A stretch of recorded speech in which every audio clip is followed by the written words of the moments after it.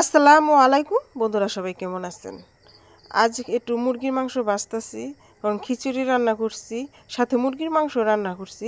কিন্তু আহাদ বলতেছেন না মা, আজকে একটু মুরগির মাংস ভেজে তারপরে খিচুড়ি দেখাবো। তো এই যে মুরগির মাংস একটু ভেজে নিলাম, তার সাথে একটু পেঁয়াজ দিয়েছি, হলুদের গুঁড়া, মরিচের গুঁড়া, ধনিয়ার গুঁড়া, জিরার গুঁড়া, গরম মশলার গুঁড়া দিয়ে মুরগিটা একটু ভালো করে ভেজে নিলাম। এই যে এখানে কিন্তু আমার খিচুড়িটা হয়ে গেছে। এই যে গরম গরম ধোয়া ওরা খিচুড়ি কিন্তু ঠান্ডার ভিতরে খাইতে কিন্তু অনেক ভালো লাগে। তো এই যে খিচুড়িটা আমার রান্না শেষ। এখন এই যে মুরগির মাংসটাও ভাজা হয়ে গেছে। তো এখন আহাদের জন্য বেড়ে নিতেছি। তো আপনারা বলবেন যে আমি প্রতিদিন কেন খিচুড়ি এত ভিডিও দিই।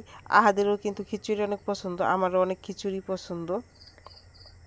তো এই যে দেখুন ধোয়া ওরা খিচুড়ি, এখন আহাতে মুরগির মাংস দিয়ে খাবে।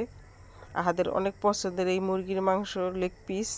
এই যে উপর দিয়ে পেঁয়াজের যে বেরেস্তাটা খেতে অসাধারণ লাগে, গরম গরম ভাতের সাথে খেতে কিন্তু অসাধারণ। তো কাদের এই খিচুড়ি আর মুরগি ভাজা পছন্দ কমেন্টে জানাবেন। ভালো থাকবেন, সুস্থ থাকবেন, আল্লাহ হাফেজ।